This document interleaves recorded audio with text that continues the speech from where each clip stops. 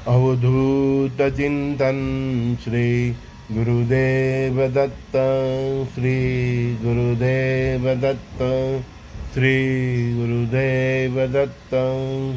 ओम शिव आदि शिव महाशिव सदा शिव शंकरा नमः। ओम शिव आदि शिव महाशिव सदा शिव शंकरा नमः। ओम शिव आदि शिव महाशिव सदा शिव शंकरा नमः। अवधूत चिंतन श्री गुरुदेव दत्त, श्री गुरुदेव दत्त, श्री गुरुदेव दत्त। कई माँ बाप को अपने बच्चों की बहुत फिक्र रहती है।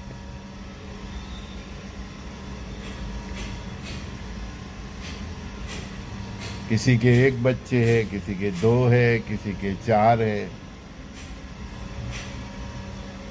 क्या ये बच्चे आपके भरोसे ये पृथ्वी पर भेजते हैं?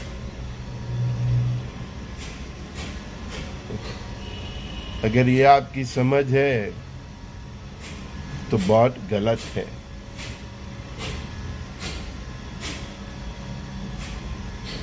परमात्मा किसी भी इंसान को इस धरा पर भेजते हैं, ये संसार के दलदल में फंसने के लिए भेजते हैं। वो जीव की इच्छा से और परमात्मा की इच्छा से ये पृथ्वी पर वो आता है। अनेक जन्मों के कर्मों के हिसाब से जब उसके कर्म बैलेंस हो जाते हैं कुछ हद तक, तो उसको मानव देह मिलता है। तो उसको तो पृथ्वी पर आना ही है। अभी आप नहीं बुलाओगे उसको तो वो दूसरी जगह आ जाएंगे, चाहे वो हिंदू में होगा, मुसलमान में होगा, ख्रिस्ती में होगा, उसको तो आना ही है। लेकिन आपके पास वो ही आते हैं जिसके साथ आपका ऋणानुबंधन हो। तो ऋणानुबंधन से आपके नसीब में कहीं वो ज्योतिष कुंडली देख के बताते हैं आपको, कि आपके हाथ देख के भी बता देते हैं कि आपके नसीब में 2 बच्चे हैं, 4 बच्चे हैं, 5 बच्चे हैं। लेकिन ये साइंस के ज़माने में आप उसको ताला लगा देते हो और एक ही बच्चे से संतुष्ट हो जाते हो कि फिर मेरी जो इनकम इतने है, मैं कैसे परवरिश करूँगा, ये सब वो गलत है। जो बच्चा आपके यहाँ आने वाला है वो आपके साथ ऋणानुबंधन है, तो उसको तो आना ही है। तो वो जो कार्मिक संबंध है वो तो फिर मतलब पूरा हुआ नहीं, वो तो खड़ा ही रहा। तो उसको अब नहीं तो तब मतलब दूसरे जन्म में भी आपके पास तो आना ही पड़ेगा, क्योंकि सब जो भी एकत्र होते हैं, आप बीवी बच्चे सब, माता पिता, जो भी आपका परिवार है, वो सब ये कार्मिक रिलेशन से ही है, ऋणानुबंधन से ही है।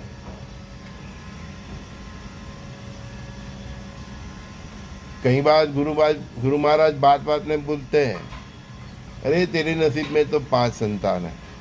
तो वो क्यों बोलते हैं? हमने देखा है हमारी ऋषि परंपरा में कई बार संत बोलते तेरे नसीब में बच्चे ही नहीं है, तेरे नसीब में शादी ही नहीं है। और किसी को ऐसा बोलते हैं तेरे नसीब में तो कुंती को देखो, है ना, वो तेरे नसीब में तो 5 बच्चे हैं। तो बच्चे भी देते हैं तो भगवान की इच्छा से देते हैं। आप उसको अटका नहीं सकते, आप उसको रोक नहीं सकते। रोकेंगे तो आपके कार्मिक बंधन खड़े ही रहेंगे। वर्तमान परिस्थिति में जो विश्व की हालत है, उधर उसमें देखो 3 धर्म के फ्रंट हो गए हैं, 3 नहीं 4। एक ईसाई धर्म, एक इस्लामिक धर्म, दोनों की आबादी करीबन इक्वल है। फिर ये यहूदी, फिर एक नास्तिक वाला धर्म है, चाइना जैसे लोग, जहाँ कोई धर्म नहीं है। और भारत सनातन धर्म की धरोहर। तो जो सनातन धर्म की धरोहर है,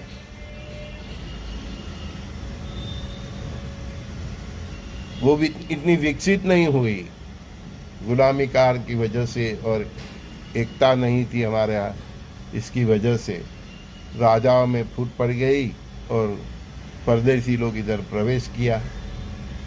मुगल शाही आई, फिर अंग्रेज का शाही आई। तो एकता एक कारण था कि जो एकता नहीं होने के कारण हमने गुलामी देखी। हमारे ऋषि मुनि संत गुरु समझा के थक गए कि हम एक है, हम सब एक ही है। और मैं हर बार बोलता हूँ, एक रहो नेक रहो सबके दिलों में रहो। जब हमारे राम कृष्ण शंकर हनुमान सब हमारे एक ही है, हम सब नव दुर्गा को ही मानते हैं, हम 64 योगी नहीं मानते हैं, तो फिर हम में भेदभाव क्यों है? ये बात अब तक नहीं समझ पा रहे हैं, इसलिए ये राष्ट्र अपनी पूरी ताकत से विश्व के सामने खड़ा नहीं हो पा रहा है। शक्ति तो बहुत है, सामर्थ्य बहुत है, पैसा भी बहुत है, सोना तो इतना है कि दुनिया के किसी देश के पास ना हो, लेकिन एकता नहीं है हिंदुओं में। नात जात में बते हुए हो, देखते हैं पर सोचते नहीं कि साला हम सब का तो राम कृष्ण शंकर हनुमान गुरुदेव दत्तात्रेय भगवान सब एक ही है, हम सब एक को ही मानते हैं, एक को ही पूजा करते हैं, फिर भी हम में इतना भेद क्यों है? ये भेद मिटाने के लिए लोकमान्य तिलक ने गणपति दादा की पूजा की स्थापना की। अदरवाइज गणपति की एक ही दिन की पूजा थी, चौथ के दिन लाओ, पाँचम के दिन उनका विसर्जन कर दो। तो ये भेद मिटाने के लिए लोकमान्य तिलक ने गणेश उत्सव का स्थापना किया। पूरा 10 दिन हम सब विभिन्न प्रकार की न्यात वाले सब मिल के वो मंडप में जाते हैं, सब हाथ मिल के पूजा करते हैं, प्रसाद खाते हैं, फिर भी खोपड़ी में नहीं पड़ता है कि साला हम सब एक है। कर्म करते हैं, भक्ति करते हैं, फिर भी नहीं समझ पाते कि हम सब एक है।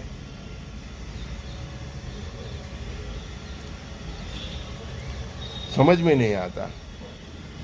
गणपति के पंडाल में, नवरात्रि में भी सभी ज्ञात जात वाले एक साथ मिल के खेलते हैं, माता की उपासना करते हैं, फिर भी तुम्हारे दिमाग में ये क्यों नहीं बैठता है कि हम सब एक है?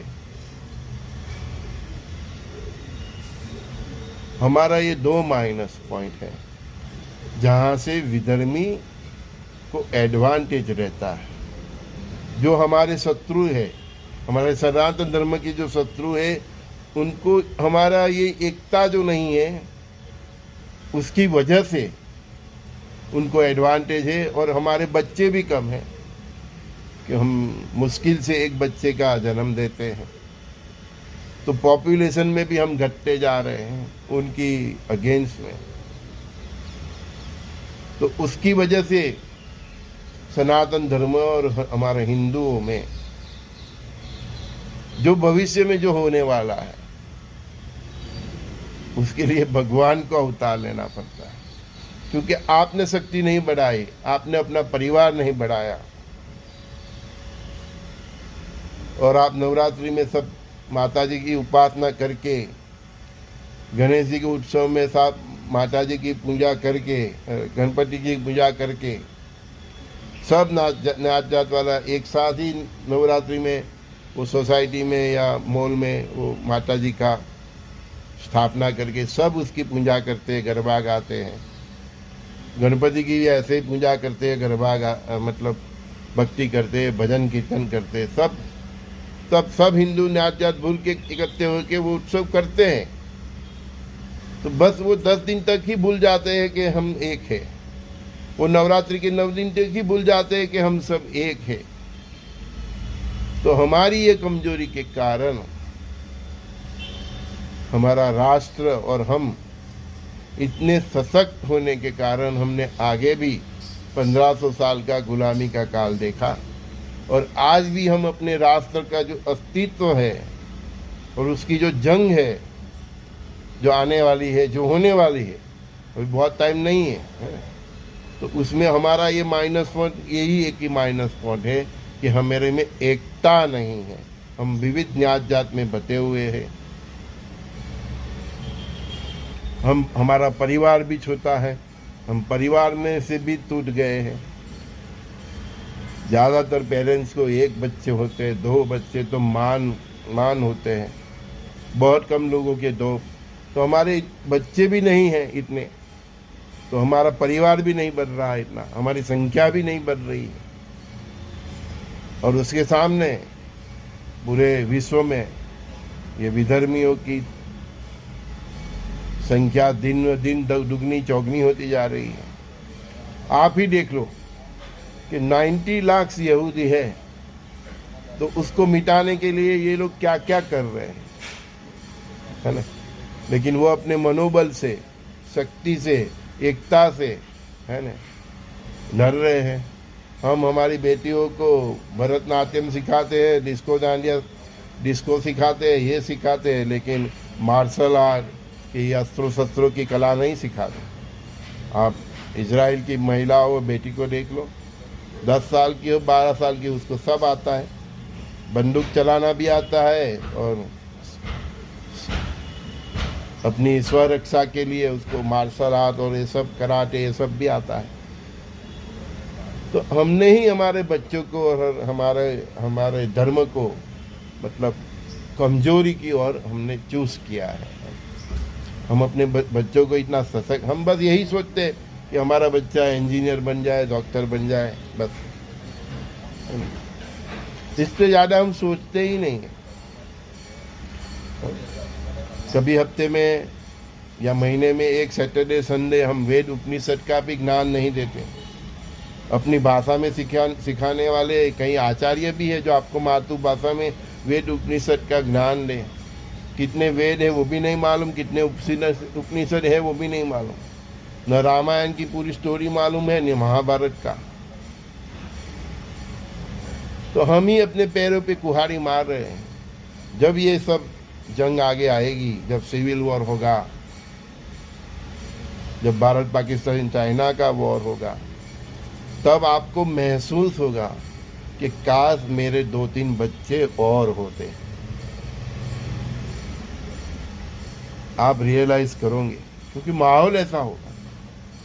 आपका परिवार बड़ा होगा तो आपको सुरक्षा महसूस होती, आप अकेले पड़ जाओगे, कमजोर पड़ जाओगे। तो फिर यही कमजोरी के कारण तो परमात्मा को अवतार लेना पड़ता है। वो जानते हैं कि मेरे सब ये सनातनी टोटली मेरे भरोसे हैं। उसने चाणक्य को दिया, कितना कुछ हमको दिया, शिवाजी दिया, लक्ष्मी जी लक्ष्मीबाई, सबके थ्रू हमको बहुत उसको सिखाने की कोशिश की, लेकिन हम सीखते ही नहीं। आगे इतनी चैलेंज है, देखते ही नहीं, ऐसे सिटीजन भी नहीं देखते कि हमारे देश में ही हमारे सनातन धर्म के अगेंस्ट वाले कितने घुसपैठिए घुस गए हैं, हमारे सनातन धर्म के विरोधी कितने। आप देख लो, हमारे ही पुराने मंदिर को प्राप्त करने के लिए हमको कितनी कोर्ट कचहरी करनी पड़ती है। हमारे रामकृष्ण के लिए हमको एविडेंस देना पड़ता है। क्यों? यही कारण, 2 ही मेन कारण है। एक, हम न्यात जात में बटे हुए, हमारी हिंदुओं की एक ताकत नहीं दिखती, वो विधर्मियों को। दूसरा, हमारा परिवार छोटा है, हमारे बच्चे कम हैं। और दिन ब दिन उनकी ताकत बढ़ती जा रही है। जो सत्य है वो बताया, क्योंकि मैं सनातन धर्म का हूँ, तो जो दिख रहा है वो बता रहा हूँ। अदरवाइज मैं तो सबका हूँ, चाहे वो राम को माने, कृष्ण को माने, अल्लाह को माने या यीशु को माने। सत्संग सभी के लिए है, लेकिन बेसिकली मैं सनातनी हूँ, हिंदू हूँ।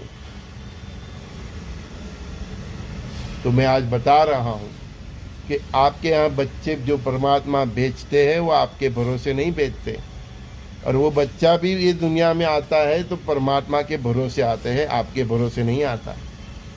समझ में आता है?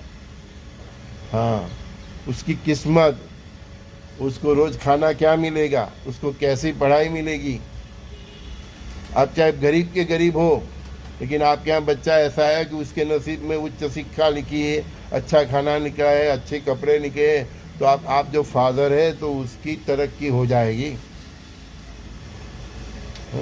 उसके लिए सब व्यवस्था हो जाएगी, और उसकी शादी भी बहुत अच्छी तरह से होगी, क्योंकि उसकी किस्मत परमात्मा ने लिखी है, और वो बच्चा परमात्मा के भरोसे आया है, आपके भरोसे नहीं आया।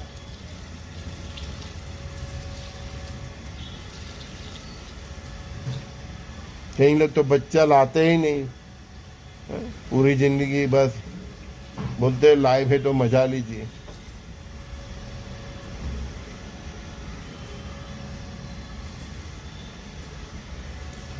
जो कहना था कह दिया, समझ में आए तो ठीक है। आपके बच्चे आपके ऊपर डिपेंडेंट नहीं है, उसकी किस्मत में जो लिखा है वही मिलेगा उसको, और उसकी किस्मत आज दाल रोटी मिलेगी या शाम को बिरयानी मिलेगी, वो परमात्मा ने पहले से लिख दिया है। वो परमात्मा के भरोसे आया है। आपका कुछ न कुछ ऋणानुबंधन है, इसीलिए आया है।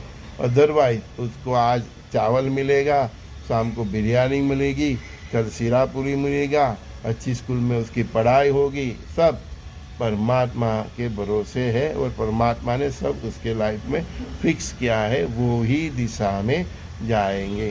केवल आपको अपने बच्चे को अच्छे संस्कार देना है। बस एक पेरेंट्स की तरह, आप गुरु की तरह उनको केवल अच्छे संस्कार दीजिए। शुद्ध सात्विक जीवन चरित्र संभालने के लिए आपका खुद का भी जीवन ऐसा हो और आपका बच्चे का भी ऐसा जीवन हो, उस प्रकार का आप एक माहौल बनाइए। अदरवाइज आपके 2 बच्चे हैं, 4 बच्चे हैं या 6 बच्चे हैं, उसकी फिक्र परमात्मा को है, आपको नहीं करनी है। आप फालतू में करते हो, क्योंकि उसका जो होना है वो सब पहले से फिक्स है। अच्छी स्कूल में एडमिशन मिलना है तो भी मिल जाएगा, उसके नसीब में MBBS बनना है तो बन ही जाएगा, नहीं तो फिर नहीं बनेगा तो नहीं बनेगा। वो सब ऊपर वाले ने तय किया। और कई माताएं मुझे फ़ोन करके टेंशन देती है, मुझे भी टेंशन देते, संजय भाई, गुरु महाराज ये नहीं हुआ तो मेरा बच्चा ही। अरे भाई, उसके नसीब में जो लिखा है वही होना है। हाँ, आपने किसी गुरु से उससे जबरदस्ती आशीर्वाद भी ले लिया, लेकिन वो वही होगा जो उसकी मतलब गति है। कई लोग डॉक्टर बनते हैं फिर भी लाख रुपया मान सैलरी ही मिलते हैं, तो कहीं डॉक्टर बन जाने के बाद करोड़ों कमाते हैं। डॉक्टर तो दोनों ही है, दोनों की पढ़ाई भी सेम है, लेकिन लक्ष्मी उतनी ही मिलेगी जितनी उसके नसीब में होगी। आपने ऐसा उल्टा सीधा करके यहाँ एडमिशन नहीं मिला तो दूसरे देश में भेज दिए जहाँ कम परसेंटेज में, कैसे भी करने आपके डॉक्टर बना लिया, तो क्या इससे उसकी कमानी बढ़ जाएगी? नहीं, उसको उतना ही पैसा मिलेगा जितना उसके नसीब में लिखा है। हाँ, डॉक्टर बनेगा तो भी उसका दवाखाना नहीं चलेगा। मैं ही देखता हूँ, मेरा डॉक्टर है, उसके यहाँ इतनी गिरदी रहती है, उसके बाजू में एक डॉक्टर है, वो चना खाता है। दोनों की पढ़ाई अलग है, पढ़ाई सेम ही है, लेकिन औरा अलग है, किस्मत अलग है। जितना भगवान ने धन दाने समुद्र लिखा है उतना ही मिलेगा। तो बच्चे लाने के लिए कोई मतलब टेंशन मत लीजिए। कई बार आपके बच्चे ऐसे भी आते हैं जो आपकी किस्मत बना देते हैं। मैंने बोला ना, आप मध्यम वर्ग के हो, गरीब हो, लेकिन बच्चा ऐसा आता है कि उसके नसीब में पुलाव लिखा है, हर रोज़ खाना, बिरयानी लिखी है, सीरा लापसी लिखा है, अच्छे स्कूल में पढ़ाई लिखी, तो आपके पास पैसा आएगा ही। कई बार संतान भी आपके यहाँ का आपकी किस्मत बना देते हैं, चमका देते हैं। संजय दृष्टि का सभी दोस्तों को बहुत बहुत प्यार। श्री गुरुदेव दत्त कृष्णम वंदे जगत गुरु।